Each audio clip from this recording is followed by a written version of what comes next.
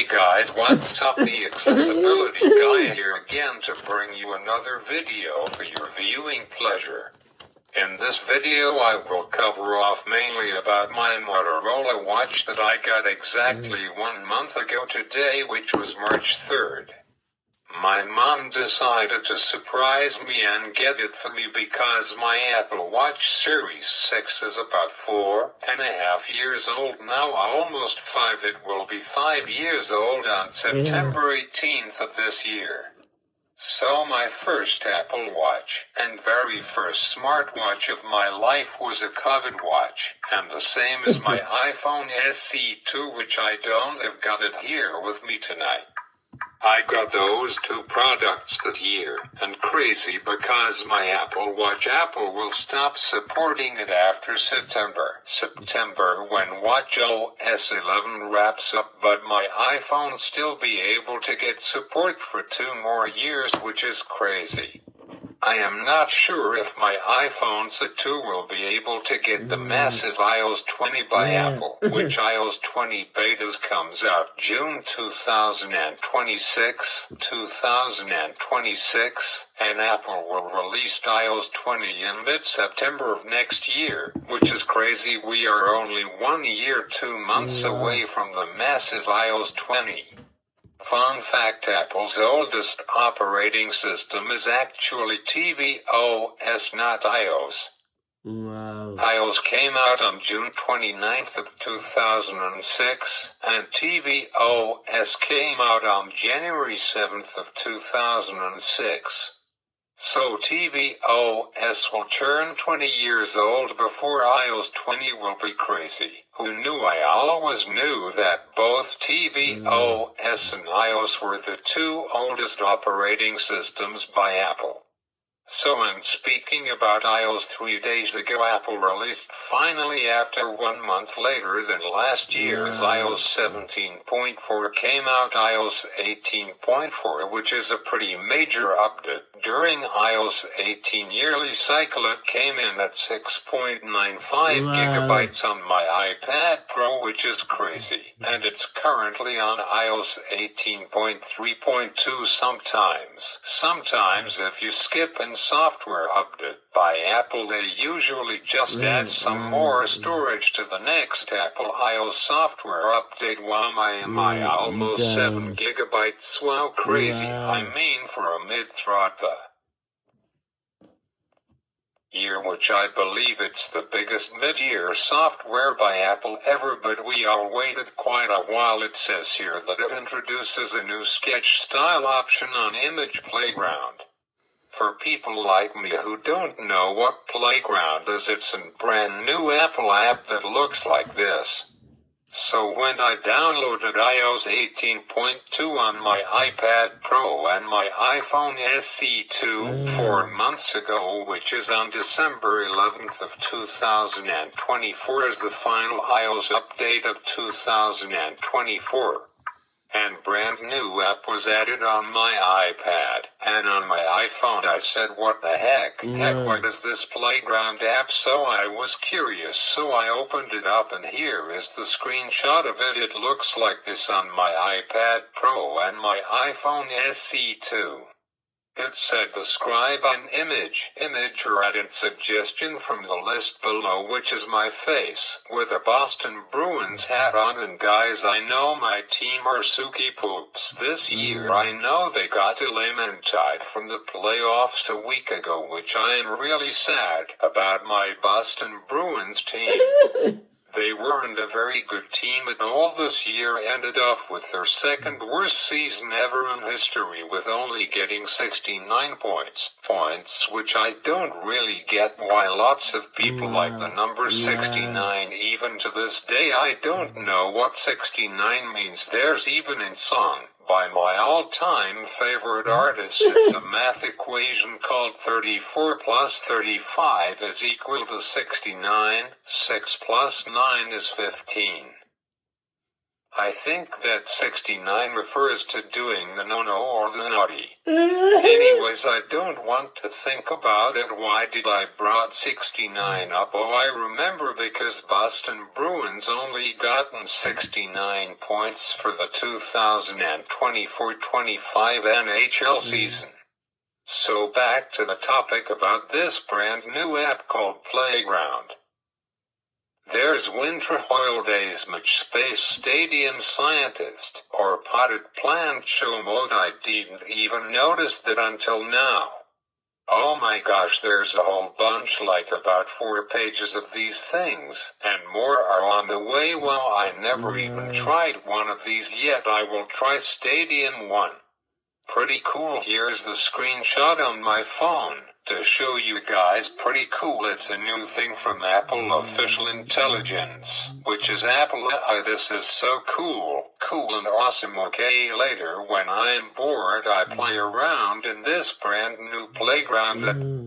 So iOS 18.4 improved this brand new app. Super cool. Moving on, later maybe this weekend I will update my iPad Pro to iOS 18.4. I wonder if it's the biggest.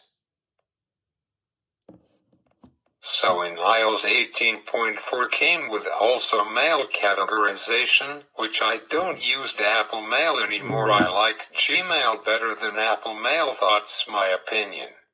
Recipes in Apple News. Plus, I'm not subscribed to Apple News. Plus, I just read Google News. It's totally free. And Apple News Plus is one more subscription, which is more money. I don't need that.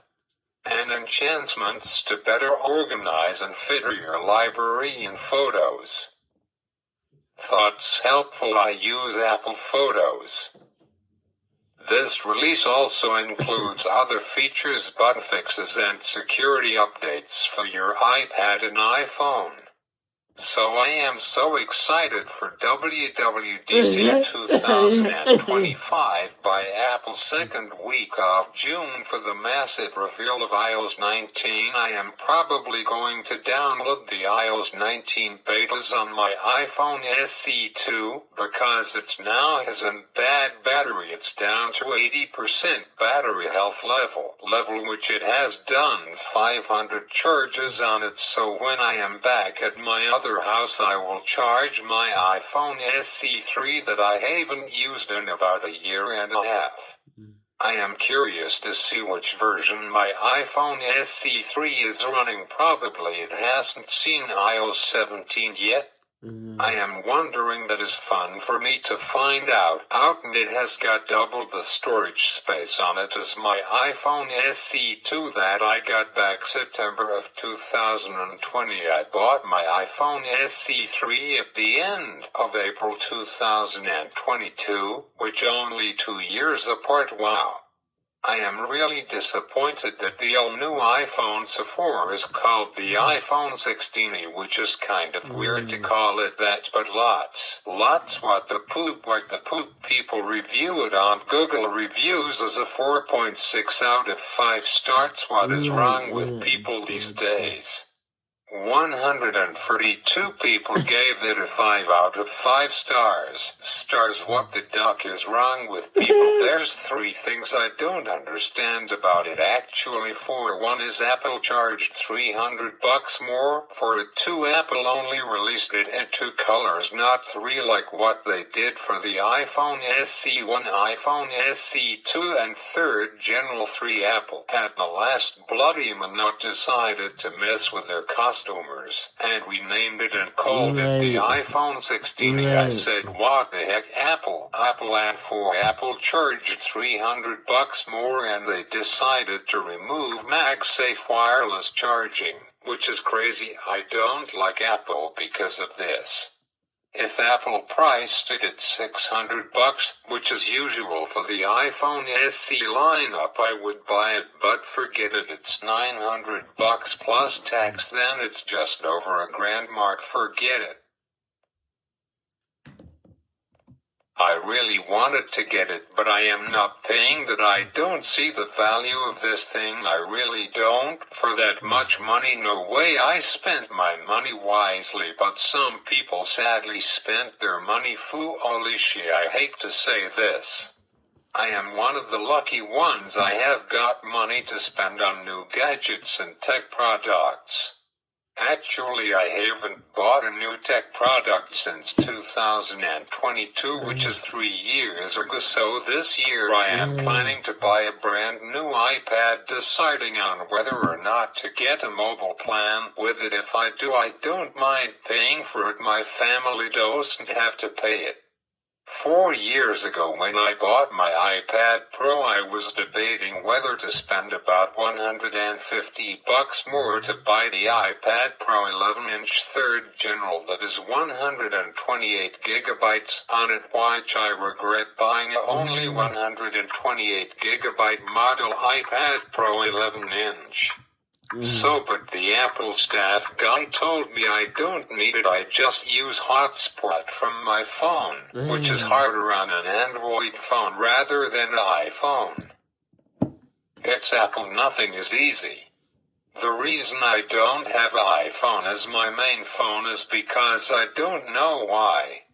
I remember I used to use an iPhone as my daily phone, but I am using the Samsung Galaxy S53 phone, even though I really want to use my Samsung Galaxy S20 Ultra, but the issue is it ran out of support by Samsung after 4 years, which is really sad. So next year I am more than overdue to get myself a new phone. I will either get the brand new Samsung Galaxy S26 Ultra, which a photo already leaked online of what will the Samsung S26 Ultra look like. Here is a leaked photo of it, which is crazy, because Samsung just released their Samsung Galaxy S25 lineup about 1.5 months ago. Wow. This is crazy. Already leaked images of what will the Samsung S26 Ultra look like, and the back of the phone looks different. The camera lens looks the same. But two things that are different: there's now a cover screen on the back of the phone beside the lens, and the other change I notice is the name Samsung moved from the bottom to the left side of the phone.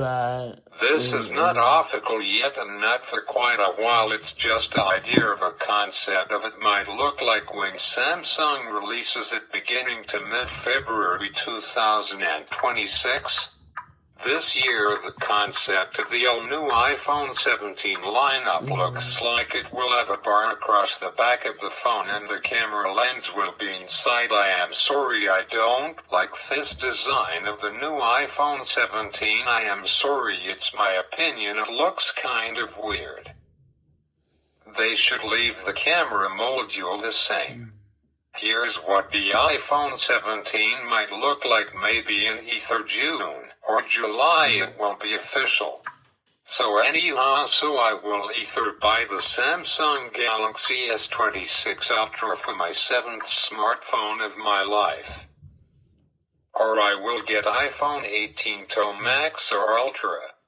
Maybe by next year it will be called Pro Max Ultra. Last year there was a rumor that the iPhone 16 Pro Max will be called the iPhone 16 Ultra, but it didn't happen. Or I will be getting a Google Pixel 11, or this Google Pixel 10, and now there's some photos online what the Google Pixel 10 look like, and it look like this. What the duck? I mean, I don't like the new design on the Google Pixel 10 Pro at all. The cameras are now up and down instead of sideways like the Google Pixel 9 Pro had. It's totally different. I don't like the new design by Google, or I will see how everything goes in the US in 2026, because I am going to buy myself a different kind of smartphone, but the issue is only has got 2 years of support, which I don't mind at all. It's called an Asus ROG phone. They come out with new models at the end of November. They look like this. This is a picture of Asus ROG Phone 9 Pro, which came out on November 20th of 2024. This phone is crazy. It has got two USB Type-C ports, one at the bottom and one at the side. You can buy the phone right now on eBay for $1,300 for 512 gigabytes of storage and 16 gigabytes of RAM on it, or for $2,000 you can buy the 1 terabyte model with 24 gigabytes of RAM, which is instant in a smartphone.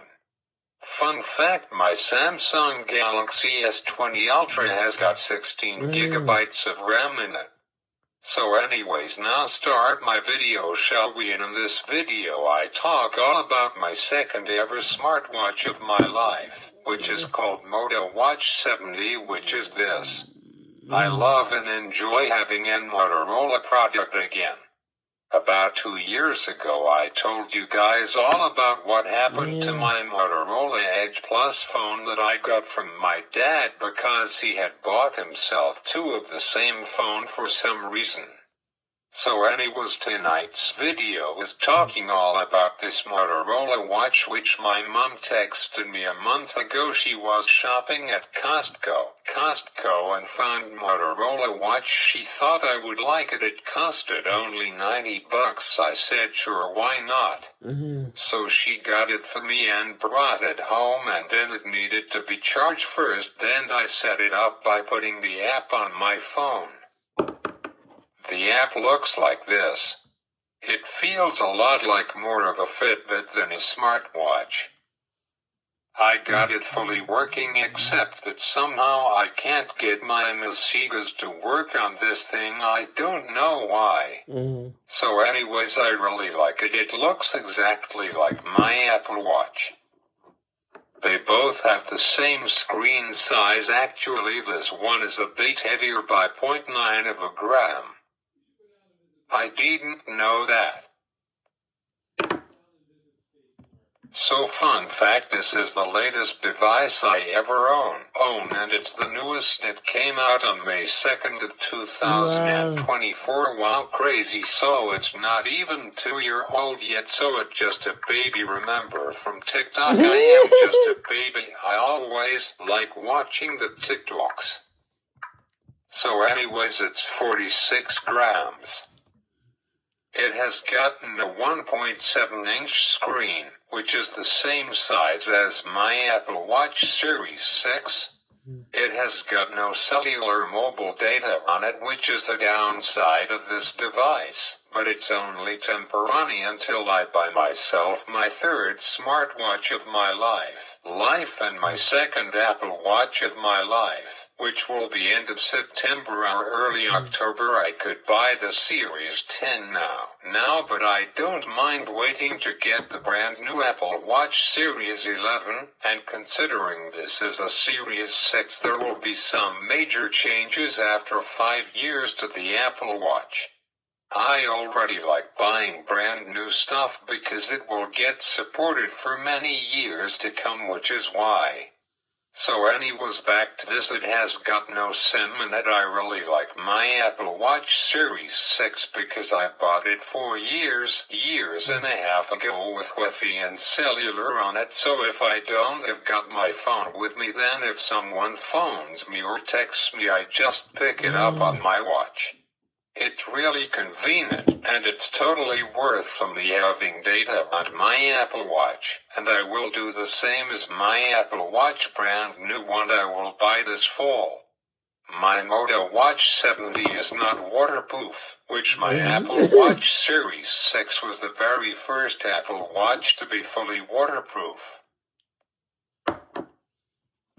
Thoughts. One of my cons about this Moto Watch 70. It doesn't have a card slot in it. I just reading the specs on GSM Arena.